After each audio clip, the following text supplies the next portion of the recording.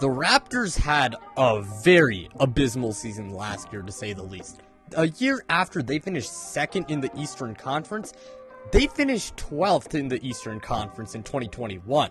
However, this year, they have seriously bounced back, and as of right now, they have a 32-25 record, and they are currently the 7th seed in the Eastern Conference, and that's good enough for a play-in spot, and the Eastern Conference, it's loaded to say the least.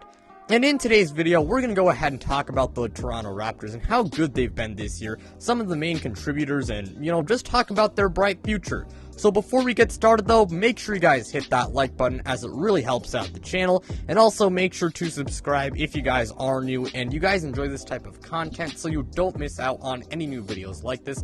Plus, I'm trying to hit 1,000 subscribers, and once we hit our goal, I'm finally going to do a face reveal. But with that being said, let's go ahead and let's get this video started.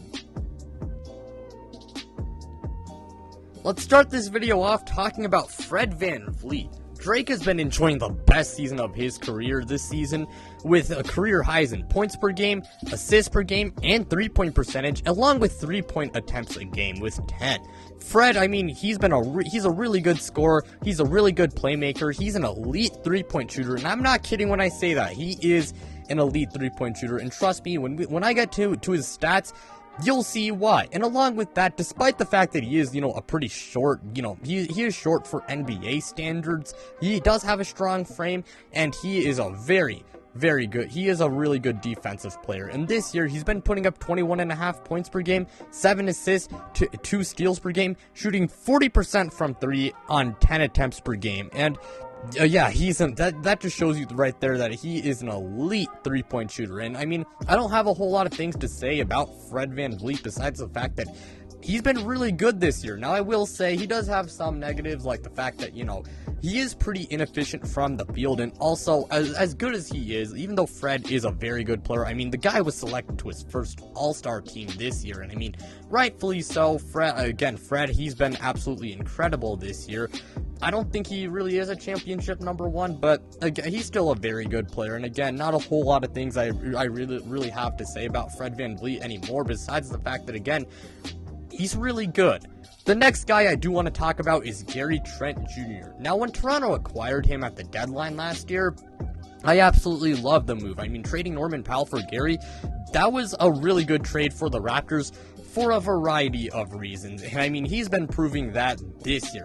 He's an excellent 3-and-D wing who's currently averaging 19 points per game on 43 and 40-81 splits, and he does play very good defense. And Trent Jr. overall, he is one of the best 3-and-D players in the league. I really do like him a lot. I'm a really big fan of him. And while I don't really think he is an all-star, I do think that he is, like an above average starting, wing. I think he's a very good player. And again, not a whole lot of things I really have to say about Trent Jr. besides the fact that the guy is a very big part of this Raptors team, and he's a really good player. The next guy I do want to talk about is Scotty Barnes, their 4th overall pick from the 2021 NBA draft. Now, coming out of FSU, I thought Scotty would actually take a little bit of time to develop, because even though I did like his upside and I did like a lot of things about him, I thought he was kind of raw and would need some time to develop. But he's actually been quite good this year, and he's been far better than I expected. In fact, he was really good at the beginning of the season. I can't lie, I did feel a little bit like an idiot for thinking that, he was going to take some time to develop. But Scotty Barnes, kudos to him. He's been very good this year. He's currently putting up 14 points per game, 3 assists per game, 7 rebounds per game, shooting 47% from the field. Now, Scotty, I will say, his shooting, it still does need some work. That has not changed. His jump shot, he's really not the best shooter out there, and he really can improve it. But then again, he's just a rookie.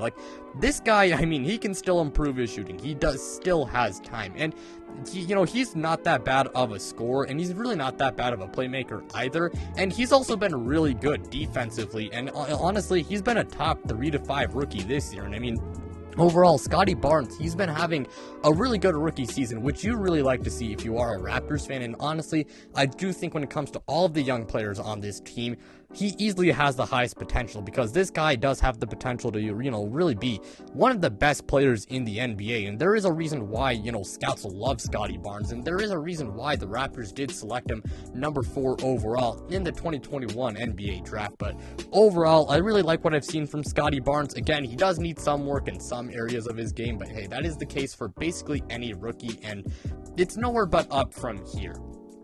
Up next, let's talk about Pascal Siakam. Pascal Siakam's reputation since the 2020 playoffs has definitely tarnished after those playoffs. There's no doubt about it. And the 2021 season, I mean, I can't lie, it's not like his reputation really improved much, because the Raptors, they were losing games, and Pascal Siakam, I remember he was really bad to start that season. And also, I mean, he definitely picked it up, later on in the year, and he did, have a solid year overall in 2021, but there's no denying that from the end of the 2020 playoffs, to the end of the 2021, until the beginning of this season, I mean, I will say, man, I really felt like Pascal Siakam's reputation really, diminished because of his, of his terrible playoff run. But this year, he's been playing some of the best basketball of his career, and I mean, he really has earned a lot of respect back from NBA fans. And I mean, I really like to see it, because I like Pascal Siakam a lot. I mean, he's one of my favorite players on this team, and again,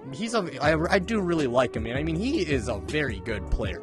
He's a pretty good scorer, a pretty good rebounder, and he's also a really good defensive player as well. And I mean, his shooting, he's not really the best shooter out there, but I wouldn't really call him that bad of a shooter. And Pascal Siakam, he is arguably the Toronto Raptors' best player. Pascal this season has been averaging 22 points per game, 5 assists per game, 9 rebounds per game, shooting 49.5% from the field, 35% from 3, and 74% from the free throw line.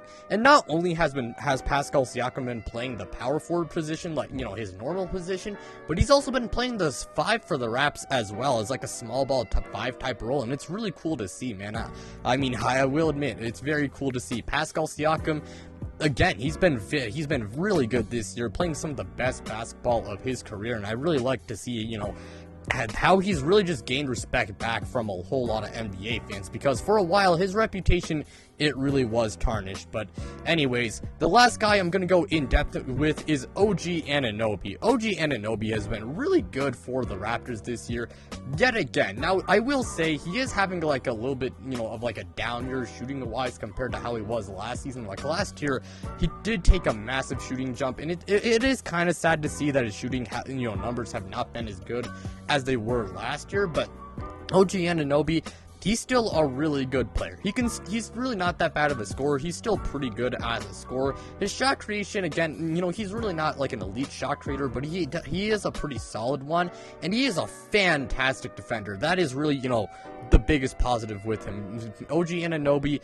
he is a really, really good defender, and also he does have versatility to him, because he can play several positions due to his, his size, his length. I really like OG Anunoby a lot, and he is a large part of the Toronto Raptors. And this year, he's been averaging 17 points per game, 6 rebounds per game, shooting 44% from the field, and 35% from 3. Some other contributors on this team that I won't go in depth with, but I will mention Chris Boucher. He is a pretty solid, backup big. Precious Achiuwa, he's a pretty good small ball 5 and a really good defender. However, that being said, his offense, it does need to work, but then again, he is a young player, and I mean, he can definitely improve his offense. Thaddeus Young, he was a guy that the Raptors just acquired from, at the trade deadline, and he does provide depth, and he is a really good role player he is a really good role player, and he is a really good small ball 5, and I think it really fits the Toronto Raptors identity of, having all these, really, lengthy and,